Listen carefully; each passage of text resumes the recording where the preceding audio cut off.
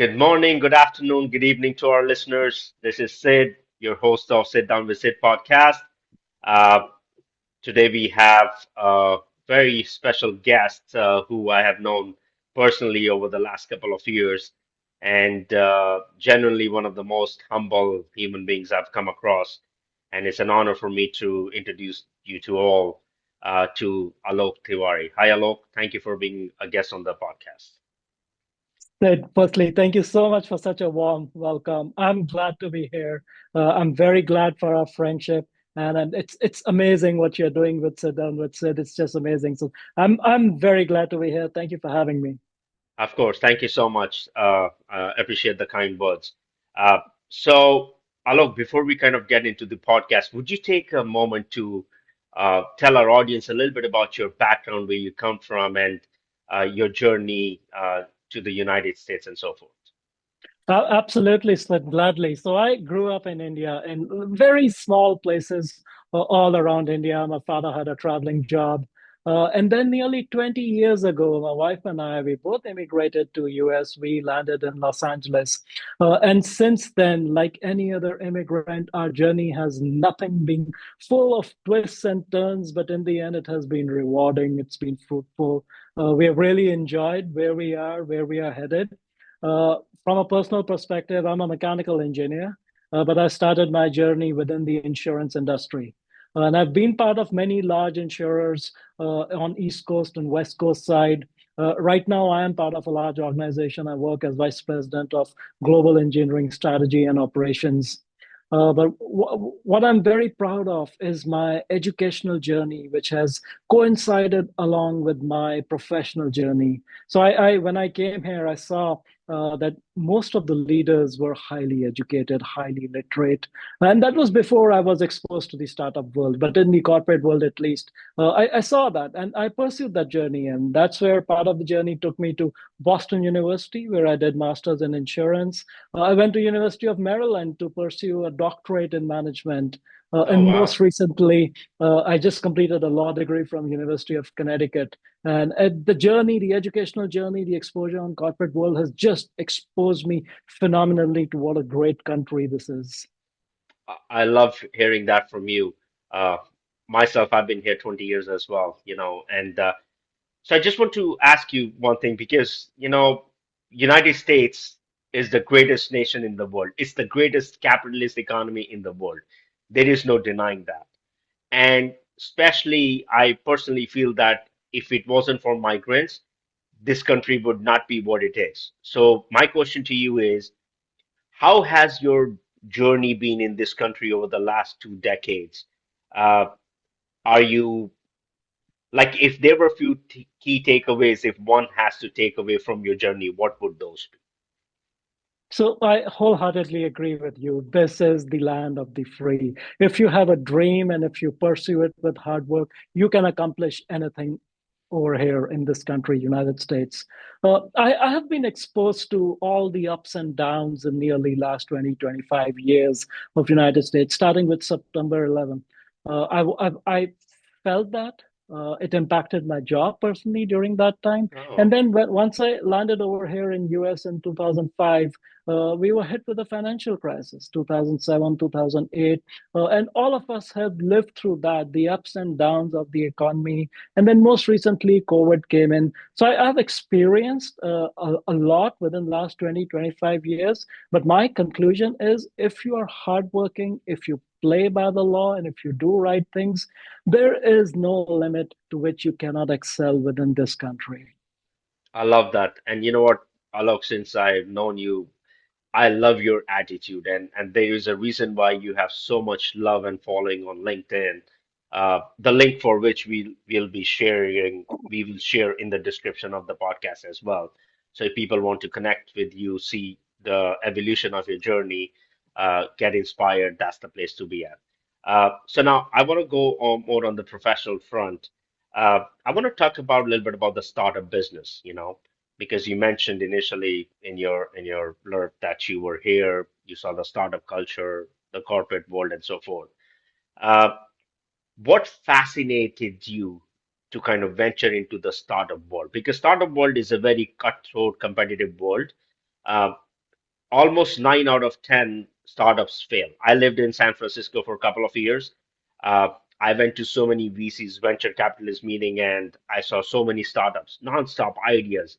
But it was very hard. Barely if one could make 1 out of 10 could make, that was considered a success in San Francisco, the Silicon Valley. So tell us, how did you got kind of pushed into the startup business? And then I want you to talk about the $300 million acquisition that you were a part of, which is a great achievement, you know. So, Sid, thank you so much. It seems like you have done your research. I applaud you for that. In 2008, I did launch my own startup. Like any immigrant coming over here, it was a data warehouse and project management startup, Odooers Inc. in California. I had few partners, I had few investors, and few clients. But then 2007, 2008 financial crisis came in, and our clients couldn't pay us. And it was only a matter of time before we decided to fold that startup. But the learnings that I got were tremendous, which are invaluable, more than any other degree can teach you. But those learnings behind the scenes, I knew that somehow, somewhere, I want to be part of startup industry. Now, in my professional capacity, I am involved with mergers and acquisition. And one of the acquisitions that we had long ago, many years ago, was an IoT startup that we acquired for close to $300 million. It's a public information out there. And again, as part of acquiring that startup, working with the founders, working with like-minded people who are so passionate and who are working mostly for equity in the hope that the startup grows, that's a life-changing experience. And then once we acquired it, all the post-merger integration activities that we had to go through, again, it's an experience on its own. But that's on the professional front. On personal front, I have been involved with many other startups, mostly in the domain of if someone has launched a business, how do we scale it? How do we grow it? And that's where my background of strategy really comes in. Pick up a business problem and how do we solve it? With my professional experience, with my startup experience, I'm currently helping few startups based out of India to expand within the United States. And that also led me to my journey towards the legal field, toward the law field, that how can we open up an opportunity and avenue for companies all across the world to come and launch over here. I love that. So I have two questions. I'm actually amazed and very happy to hear that you're helping so many startup companies in India to kind of come into the United States market. Because I also talk with a lot of entrepreneurs, you know, back home in India. So they all their dream is about coming here. And I just want to ask you one thing now. I want to go back to the startup business. You had your own startup business. The financial crisis happened. Unfortunately, you had to wind it down. Did you had that itch or the bug to go for it again? Or you said, this is the reason I'm asking you is because being an entrepreneur, there is nothing more in the world that gets me going than entrepreneurship. You fail, you go at it. You fail, you go at it. Did you had that in you after that initial demise of the startup business due to the financial crisis? So absolutely, Sid. It's startup is like an addiction. You really want to scale it up. You want to grow it, make it into a huge corporation, or have an exit strategy in place. So once I folded my startup, there was absolutely that itch that let's try again. When 2007, 2008, while the world was going down, there were lots of other opportunities that were coming up. So, yes, that itch was there, but then practical reality also sets in. You're an immigrant on a work Mhm. visa, someone needs to sponsor it. And there is no background money. No one else is there. There's no money coming from parents or friends or anyone. You have to earn yourself and you have to pay mortgages. So that's where I came up with a long term plan that, yes, that's the avenue I want to get in. I will get in. I have gotten, but in a more structured and refined way that if there is a failure, at least financially, that stability is there to launch again. But then with all the education, it's not just waiting for a failure. Now I'm in a mindset where I know how that success comes up and how to really plan and go achieve that success. So while it took me a long time, close to maybe 13, 14 years, but I know in my head the game has been changed. There's a structured way. If you have a solution for a problem which is out there, you will definitely grow. Whereas Perfect. many times I've seen that there are people who have solutions and they're hunting for the problems. And that's where, to your point initially, that 9 out of 10 startups fail. So it's a great world, but with just like any other investor, with the educated mindset, with the risk management mindset, there's no reason why a business model cannot scale if there's definitely a problem that needs a solution. So let me ask you, this is coming from me as an entrepreneur to you as an entrepreneur. You have a startup business, you want to scale it, right?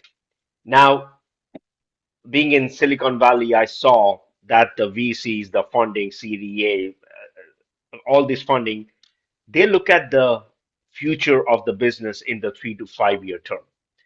For example, if it's a database or a user-based subscription like Uber, DoorDash, they look at the number of subscribers and how you can scale from, say, 100,000 to 1 million or 10,000 to 100,000.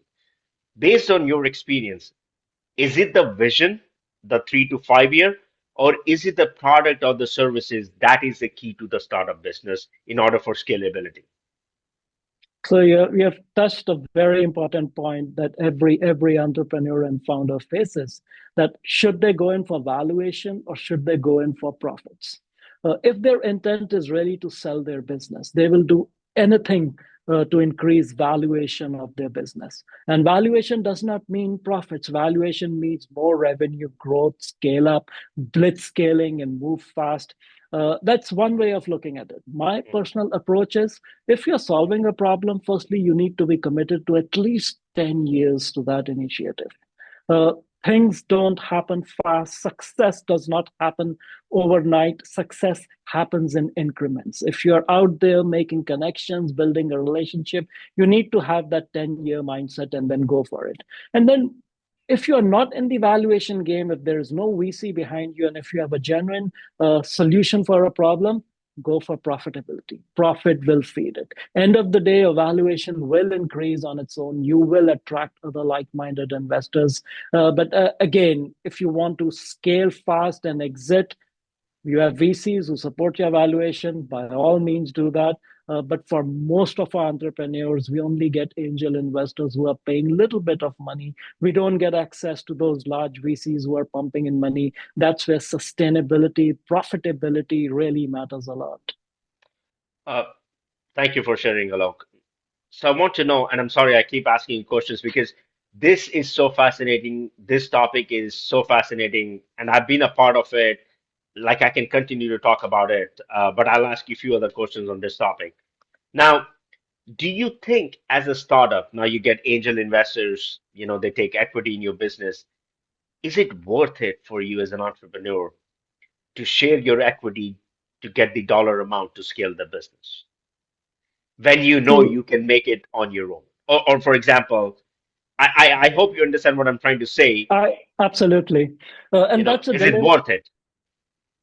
that's a dilemma everyone faces. You are literally parting uh, way with your sweat equity, and everyone wants to control or have that 100% of equity with themselves. But a real startup also happens with teamwork. And if you want to attract the best talent, you have to share equity with everyone. Let's say, hypothetically, alone, you may be able to have a revenue of $1 million and control 100% of it. But with a team of four people, you may be able to make $5 million. While your equity goes down to 25%, your net revenue or your share really is 1.25 million. And that is where the game really comes in. If we are looking for an investor to come in, we have to really figure out what is it that the investor wants. Can they help us scale our business and grow our business? Then that's the investor we want to work with, because growth or lesser equity will have more valuation. But moment if an investor is just a sleeping investor and pumps in money and wants to set aside, and you are giving your equity for money, you have to be very clear, how do you want to spend that money? If you want to spend that money by acquiring other talent, acquiring other assets, which ultimately grows your business, that's another way to look at it. But then deep down, as immigrants, and you and I, we both know when we launch businesses, we want to control everything and we want to make sure that we stay true to it. Again, there are ups and downs. End of the day, it's personal risk versus reward that you're looking at. And yes, there are people have seen successful people who have been individuals and they've done great. But most of the successes comes in team, and you have to share that love to get the right talent and then grow. Okay, that's great analogy. I love the way you see things and your vision. I can tell you have a very few like positive visionary outlook, and that's why I always enjoy my conversations with you. So look, I want to talk about the. I know you said you're helping few startups in India to kind of bring into the U.S. market, and that is also one of the reasons you kind of went into the law field to understand the legality, which is because different countries' entry and exit strategy is always different, right? Now, you are a great leader, and I want to ask you, how do you keep the team motivated, especially in this cutthroat entrepreneurship culture in United States, I mean, it's all about, how can I get ahead of you? So how you as a leader keep the team motivated? What are some of the traits that you can share based on your experience working with so many companies? So yes, I work with a lot of startups and a lot of other companies. My startup, the one I folded, and the others I have only have very few associates that are associated with that. But when I work with other startups, again, it all comes down to what is the vision that the founder is chasing? Does that vision have value, and can it scale? And sharing that vision back with everyone and making everyone some kind of a future equity stake in that vision. If all of this can be clearly articulated, and if money starts coming in, motivation will follow on its own. But the problem is, many startups for first initial years, they are not going to get the money. And every VC money that is pumped in is only going to use to scale that particular startup. And that's where motivating the teams, it's all about, do you believe in that vision? Do you believe in that story? And are you willing to work for less, have an equity stake, working towards that vision? It's a balance. Many people don't like it because people have families, people have children, people have mortgages to pay. Not everyone wants to get into that sweat equity. But then there is always, as they say, that there is a but for every seat. You will find the right candidates who believe in your vision and will take it forward. Wow. And then let me ask you this thing. So I know you are a TEDx speaker, when you do motivational speak. Are there certain topics that you're very passionate about that you talk to people that inspires you as well and you want them to see successful as well? Absolutely. I've been a lifelong learner, and lifelong learning is something which I really value and I'm passionate about. Many people have asked me that, Alok, while you have gone through education in the school system within the United States, where does AI really play a place within this entire educational journey? And do students really need to get college degrees when AI is out there helping them? Uh, that's something which I have been learning. I have been investing my time. And in short, I'll tell you my conclusion. The biggest fear that people have is that AI will take away your jobs. But as one great CEO of a company said, AI will not take your jobs. It's the people who know how to use AI will take your jobs. And that's where my entire passion has been, that in this new world we are living, in spite of all the knowledge and education we have, how can we use that to use AI in innovative ways to move forward, not just companies, but literally to move forward humanity? So since you brought up AI and I love this topic, you did mention there is this lot of buzz that AI will replace some jobs. I believe in some, I don't believe in some. Some stats are right in terms of service providers. AIs will definitely take over those jobs. Uh, I'm a huge fan of Elon Musk, and I watch his podcast and everything. He did a podcast with an Indian guy last week. It's a 3 hour podcast, and this is one of the topic he touched on it, and he did mention that AI is here to kind of take away, and so my point to you is like, what do you see the future of the younger upcoming American generation or a generation all over the world, not just America, who are kind of living in this fear? What if we can't get ahead in life?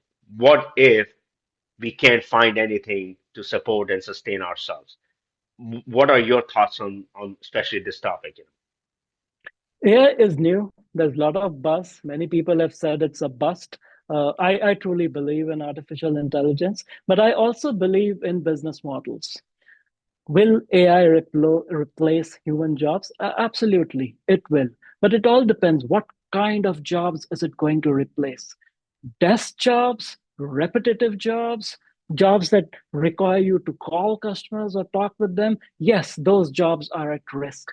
But jobs which require a handshake, jobs that require a courtroom presence, or even simple technical jobs which require a presence coming into your house to inspect your plumbing or air condition, those jobs are not going away. And it would be a very long time before those jobs really go away. But in our current day and age, I do believe AI is here.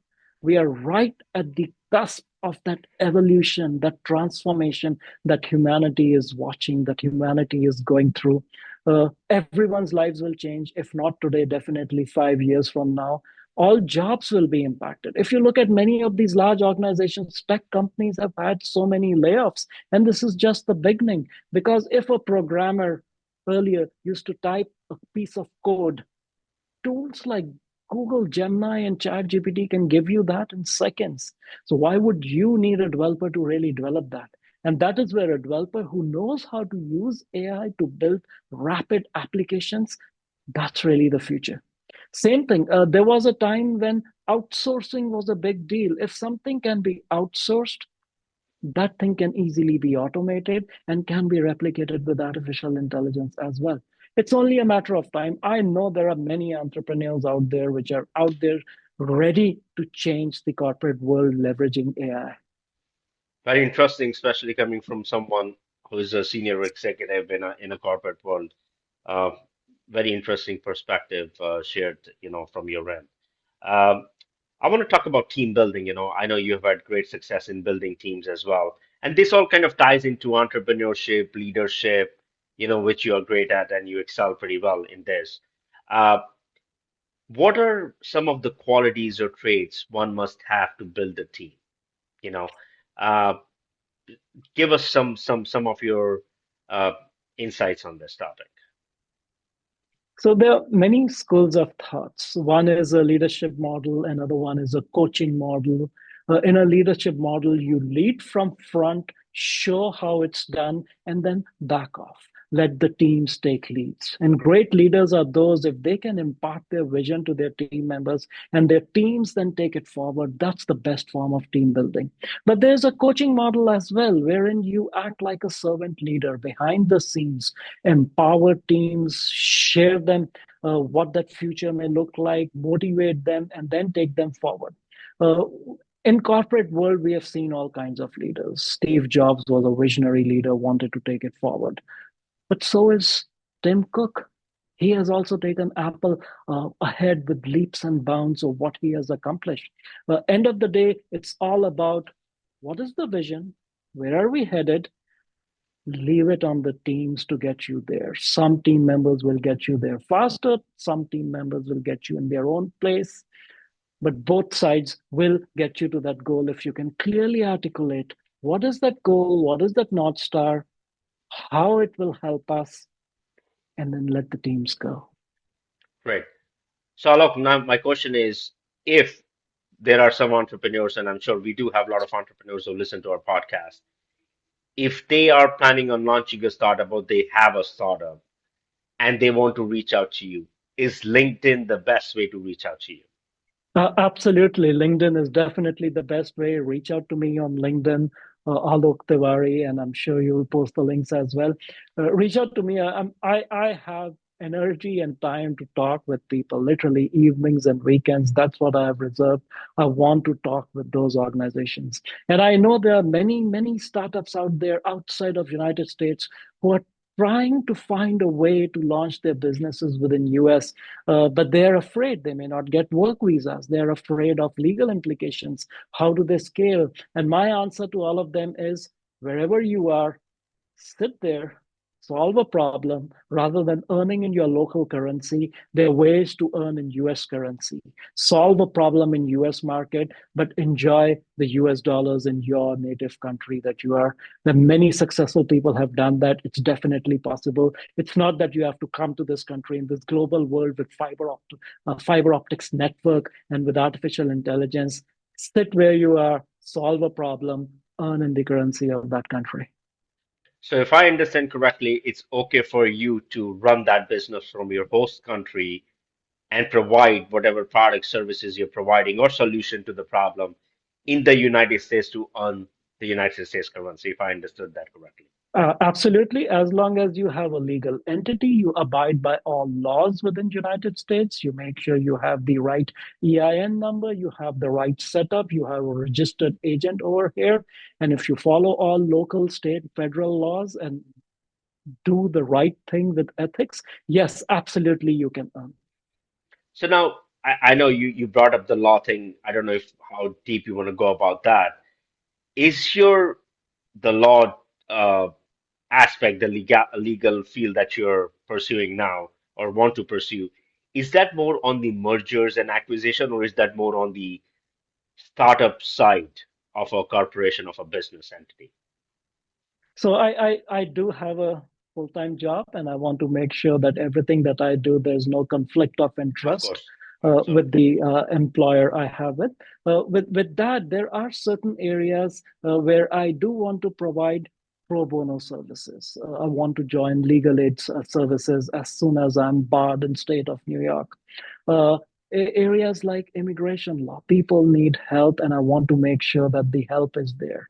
Legal field are expensive. I want to make sure that with my pro bono effort, we help those people who need. Maybe it's family law or elder law. Again, things that don't conflict. But lastly, businesses, helping businesses in various countries expand over here doesn't take much effort. And I know startups always want advice from people who have been there, done that. So yes, I want to help those startups as well, and make sure that the immigrant, by the time they land in US to the time they are in their grave, cradle to grave, I want to make sure that all this legal assistance is provided for bare minimum cost in the best possible way. That's my pro bono work, my legal aid work that I'm pursuing, not in it for the money, but in it to help it.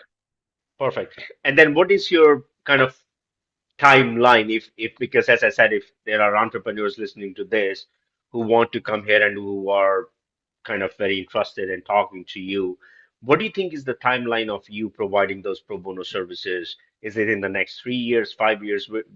Give us a timeline if you can.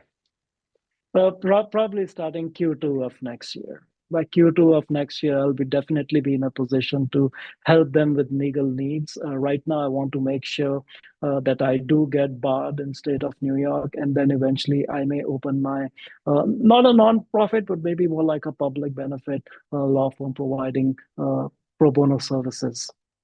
No, I So think that yes, would Q2 of next year is what I'm aiming for. so that's pretty good. I mean, you're moving pretty fast. I can see like and you know what? It's a great field, especially because of the current H1 restrictions, the 100,000 cap set up by the Trump administration. I'm sure you must get that question a lot. Hey, listen, this makes things harder, not easier, you know. Do you come across questions like that since this administration imposed 100,000 for incoming H1 workers from overseas? Uh, yes, I do get those questions, and I'm the first one to tell them that I'm not a lawyer yet. I cannot provide any legal advice. But having gone through an H-1B journey myself, literally 16 years I was on H-1B visa. So I know the intricacies of how that visa works. Yes, there is a 100,000 cap which has been put in by the current administration, but there are nuances. And I'll not go into details, but I do want to mention that it's Sure. only for new visas that have been approved where candidates are outside of United States. Again, USCIS is yet to formally issue guidelines on this.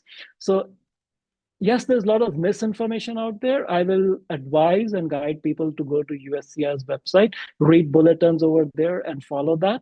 Do not just look at YouTube videos or listen or read other websites over there.